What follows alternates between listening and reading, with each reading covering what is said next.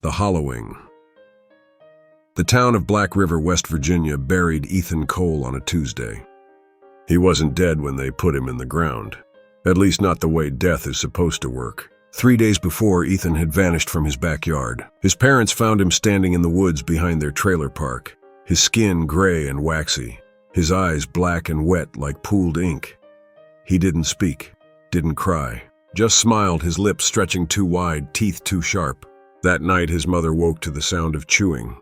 Ethan crouched in the kitchen, his jaw unhinged like a snake's, gnawing on the family dog's half-eaten carcass. When she screamed, he turned, slow, deliberate, and lunged. His father shot him 6 times. The body kept twitching until they doused it in gasoline and set it ablaze in the yard. The sheriff called it rabies. The town knew better. For the journalist. Maggie Keene arrived a week later, a disgraced true crime blogger chasing a lead. A voicemail had led her here, a man sobbing, begging someone to listen before the Hollowing took him too. The call ended with a wet crunch. Black River was a graveyard. The gas station clerk crossed himself when she mentioned Ethan's name. The diner served her coffee with shaking hands. Only Deputy Hayes talked, and only after she poured whiskey into his coffee. First it was animals, he muttered. Dogs, deer, gutted but not eaten, just hollowed. Then kids started going missing. Now grown men walk out of the woods with their ribs cracked open, chests empty, like something ate them from the inside out. That night, Maggie woke to scraping at her motel door. The security footage showed Deputy Hayes standing there, his uniform torn, his ribs split apart like a butchered animal's. His chest cavity was empty. They're in the trees, he whispered. Then the power cut out. Dear Eva. An old drunk pointed her toward Blackbone Cavern, a collapsed mine where teenagers dared each other to go. That's where it started, he wheezed. They dug too deep, woke something up. The cave exhaled rot and copper. The walls glistened with vein-like growths. Her flashlight caught movement. A man, his torso split open, ribs peeled back like wings. His mouth stretched into a grin. You're late, he gurgled. Behind him, the shadows twitched. The truth. She ran. The thing followed. A mass of sinew and teeth, wearing human skin like ill-fitting clothes. It spoke in a chorus of stolen voices, all the missing, all screaming at once. We were hungry. We are always hungry. The last thing she saw before blacking out. A pit of bones, and something ancient stirring in the dark. The broadcast. Maggie woke in her car, covered in dirt, her camera full of footage she didn't remember taking. She uploaded it before the fever took her. The video shows her standing in the woods, her mouth stretching, her ribs cracking open as something inside her uncurled. The final frame, a blur of teeth and text, "We are coming. Turn off your lights." Her last blog post, time-stamped after her death, reads, "It's in the soil, it's in the water, you're already infected."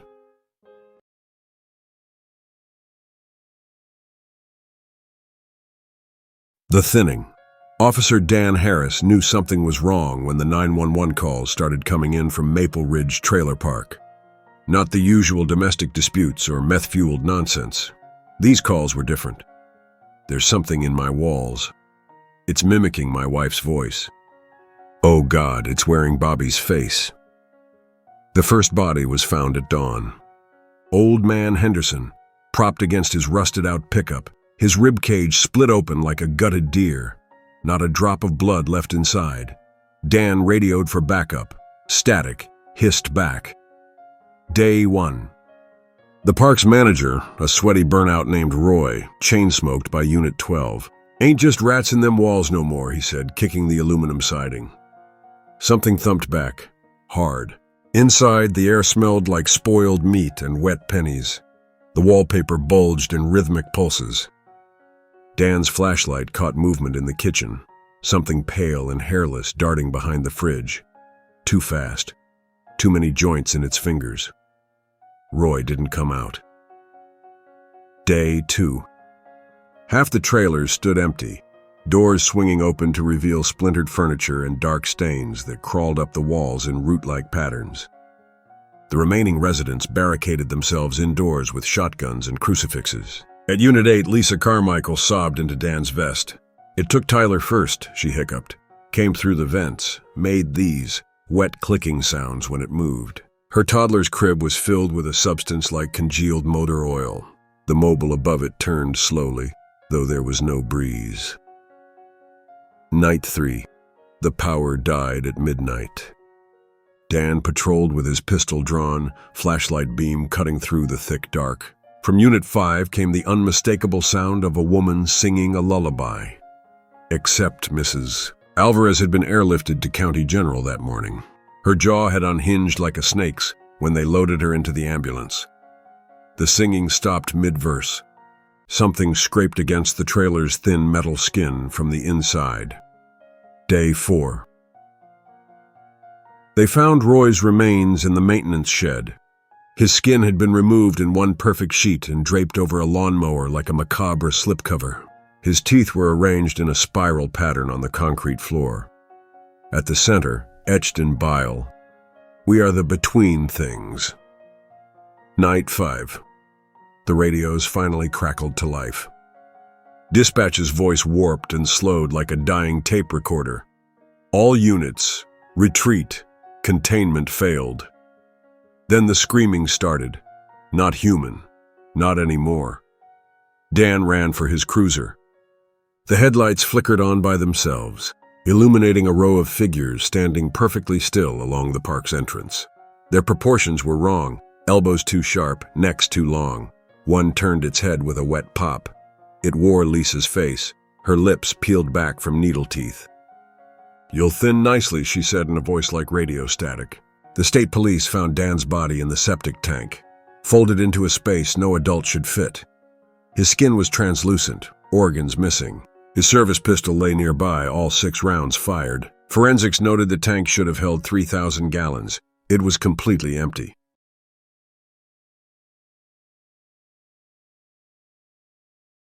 The Stitcher. The first child went missing on a Tuesday. By Friday, they found what was left of Emily Parker sewn into the old oak tree behind the elementary school. Not buried, not hung, woven. Her small body threaded through the bark like a needle through fabric, skin fused with wood grain. Her mouth had been stitched shut with what the coroner confirmed was human hair. Detective Grayson Cole pulled the case.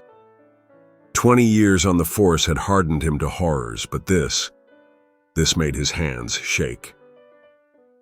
The second child disappeared Sunday night. They found Michael Carter's remains in the town cemetery, his tiny fingers grafted onto a marble angel's hands, his eyelids sewn open to stare forever at the sky.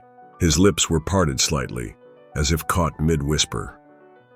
By the third disappearance, the pattern became clear. Something was collecting parts. The seamstress. Mrs. Abigail Werner had lived at the edge of Blackwood for as long as anyone could remember. Her Victorian home sagged under the weight of ivy and time, its windows perpetually dark. The children called her the nightgown lady for the tattered white dress she wore when glimpsed through her second-floor window. Grayson knocked on her peeling door at midnight. The wood was cold beneath his knuckles, unnaturally so. The door creaked open on its own.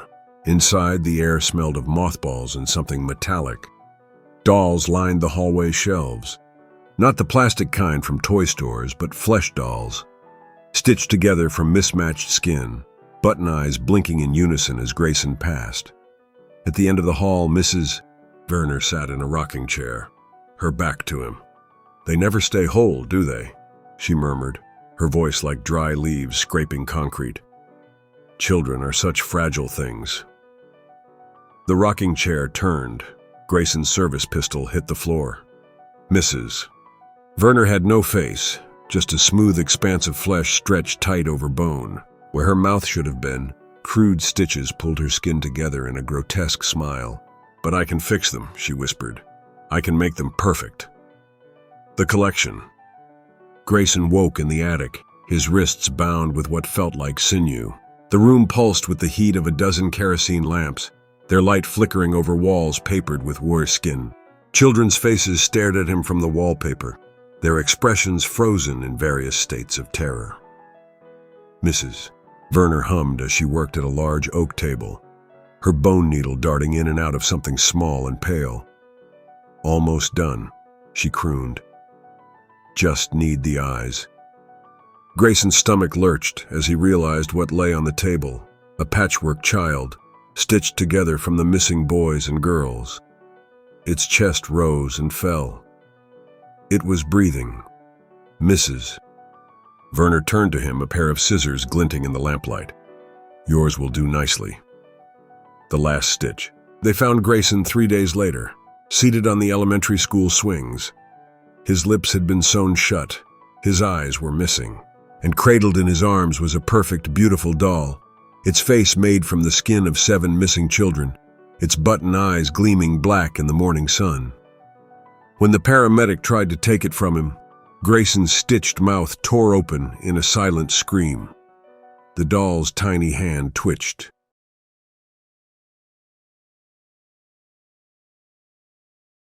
The silence at Black Creek Farm.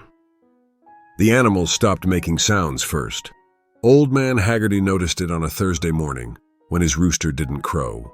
He found the bird standing motionless in the yard, its beak sealed shut with something black and tar-like.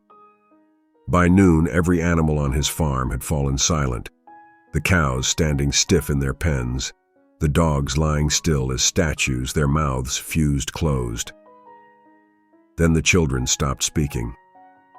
Little Sarah Haggerty came in from playing by the creek with her lips sealed tight, her eyes wide with panic. When her parents tried to pry her mouth open, thick black fluid oozed from the seams. By nightfall, 7 more children had been afflicted. Sheriff Ellis found the first adult victim at dawn. Farmer Callahan kneeling in his cornfield, his face turned up to the sky. His lips had disappeared completely, the skin of his face stretching smooth and unbroken from nose to chin. His eyes. God, his eyes were still screaming. The preacher. Reverend Miller claimed it was divine punishment when half his congregation showed up to Sunday service with sealed mouths. He preached about the sins of gossip and foul language as black tears rolled down his parishioners' faces. Then, his microphone cut out. Those closest to the pulpit said they saw something dark and wriggling crawl out of the sound system. Said it moved like liquid but had too many legs. Said it flowed up the reverend's pant leg before he could scream. When he opened his mouth to pray, only silence came out. The investigation. CDC specialist Dr. Lena Park arrived to find Black Creek a ghost town of silent stairs. Her first discovery. The black substance wasn't a fungus or parasite. Under the microscope, it moved with purpose. It learned. Her second discovery came too late. The thing in the water supply didn't just seal mouths. It fed on sound itself. Her final journal entry read, "It's spreading up the creek toward town. When it runs out of voices to consume, I think it will start on other sounds. Then maybe, the sounds things make inside." The page ended in a black stain. The last broadcast. WJKK radio stayed on the air longest. DJ Mike Carlson's final transmission cut in and out. Can hear it in the walls now. Feeds on vibrations. They're saying the Amish might have known. Had some word for it. Something like, the quiet death. A wet crunch. Then perfect silence. When state troopers arrived, they found the radio station empty. Microphones stood in pools of black ooze. Soundproofing foam on the walls pulsed gently, like something breathing. The only clue was the last song queued up but never played. The sound of silence on endless repeat. Epilogue. They quarantined the whole county. Sometimes at night, guards near the perimeter fence swear they can hear something whispering just beyond the tree line. It doesn't use words, just sounds, hungry sounds.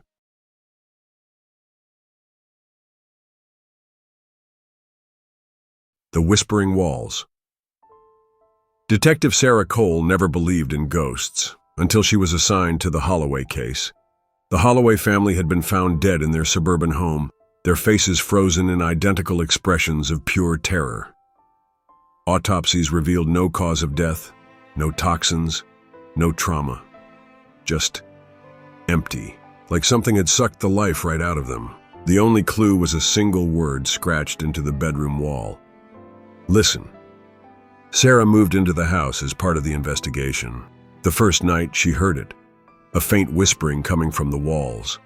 Not voices, not exactly. More like something mimicking voices. Day by day, the whispers grew louder. Night by night, they grew clearer. They started saying her name. Then they started answering her thoughts. "We're so hungry, Sarah." She tried to leave. The front door wouldn't open. The windows wouldn't break. The walls began bleeding black sludge that smelled like rotting meat. The final police report noted Detective Cole was found in the master bedroom. Her body contorted in impossible ways. Her mouth stretched open in a silent scream. The walls around her were covered in frantic writing. "The house eats and it's always hungry." The new owners moved in last week. They say you can hear whispering in the walls.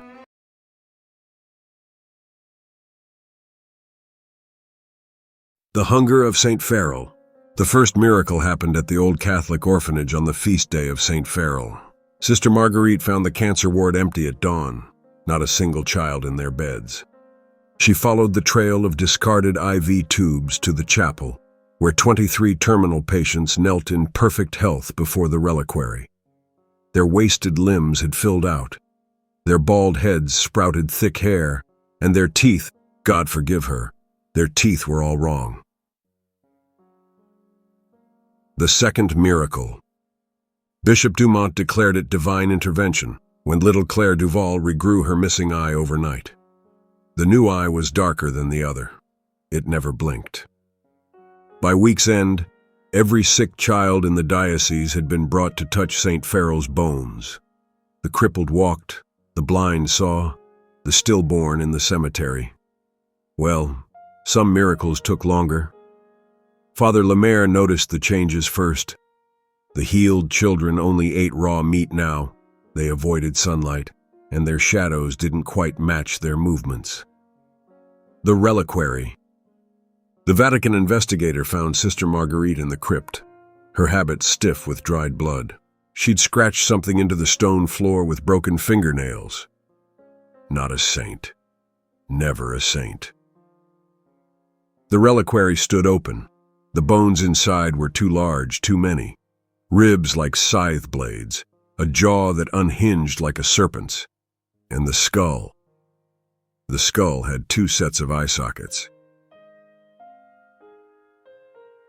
The procession. They found the first missing child in the bell tower at midnight, her limbs elongated, her mouth stretched in a permanent scream. Her stomach had been slit open from the inside. By the time the mob reached the orphanage, the children had formed a procession behind the reliquary. Their eyes reflected the torchlight like animals in the dark. Their teeth clicked together in unison. From the chapel roof, something pale and many-limbed watched with St. Farrell's face. The last Eucharist. The final entry in Bishop Dumont's journal. "We were so hungry for miracles we didn't ask what was performing them. The children take communion now with sharpened bones. The wine tastes like copper. I can feel my teeth growing longer." The page ends in a dark stain. When the new priest came to reclaim the diocese, he found the orphanage empty, but for the reliquary. The bones inside were small now, human-sized, fresh.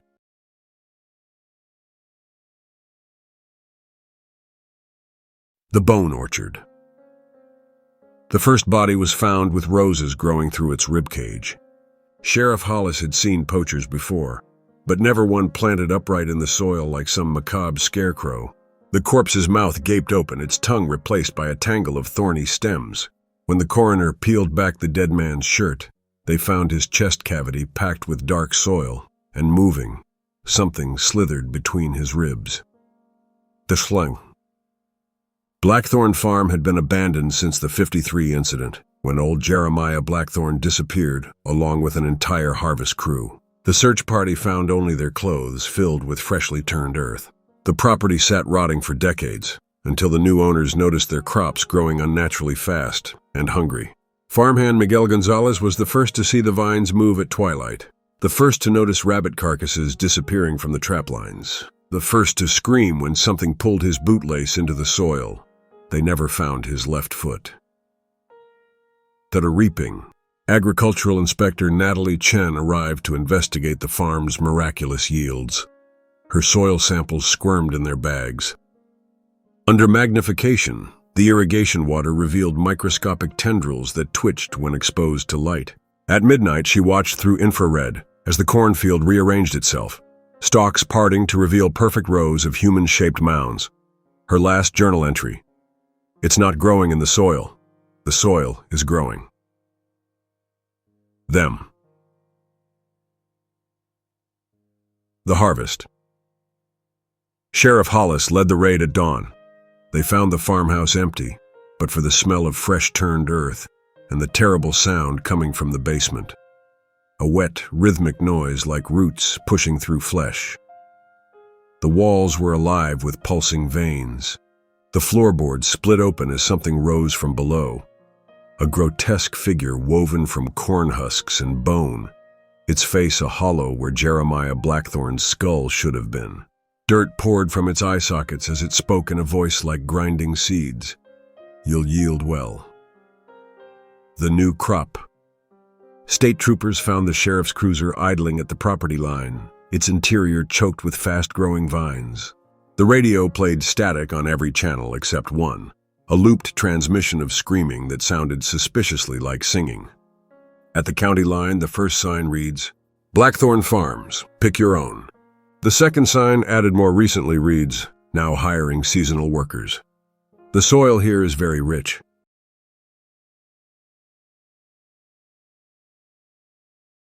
The Hourglass Children. The first child born after the eclipse opened his eyes, all four of them, and spoke in a voice like grinding glass. "Mother, I remember the desert." The changed. Midwife Eleanor Shaw had delivered every baby in White Sands for 30 years. She knew the moment she touched Mrs. Patterson's distended belly that something was wrong. The skin moved like liquid beneath her fingers. The baby's heartbeat came in triplets. When the child finally emerged, Eleanor barely stifled her scream. Its skin was the color of bleached bone. Its two long fingers ended in translucent claws. And when it turned its head to look at her, she saw the sand moving behind its pupils, as if something vast stirred just beneath its fragile human mask. The memories. By month's end, 12 more changed children had been born. They never cried, never slept, only stared at the desert with those terrible knowing eyes and spoke of a city buried beneath the dunes, a great clock counting backward. The harvest that would come when it reached zero. Sheriff Carter found the first missing infant in the old mission ruins. The baby sat cross-legged in the dust, tracing symbols in the sand with one clawed finger. Its diaper was clean. Its skin was cold. When Carter reached for it, the child looked up with a smile that showed too many teeth. "You'll drown in time," it whispered. "The well." Eleanor followed the children's footprints into the desert one scorching afternoon. The trail ended at a dry well that hadn't been there yesterday. From its depths came a sound like 100 clocks winding backward. The children stood in a circle around the pit, holding hands. Their eyes reflected no light. Their mouths moved in unison. "They're coming up the well." The last baptism. The sheriff's final journal entry. Eleanor went into the well after them. She hasn't come back out. The mission bell rings by itself at night now. Sometimes I see the children dancing in the square, but when I get closer, it's just whirlwinds of sand. This morning I found my wife pregnant again. The doctor says it's impossible. I can feel it moving inside her. The highway sign reads, "White Sands, Pop 0. But if you stop your car at sunset, if you listen very carefully over the sound of the wind, you can hear it. The faint, maddening tick of a great clock counting down beneath your feet.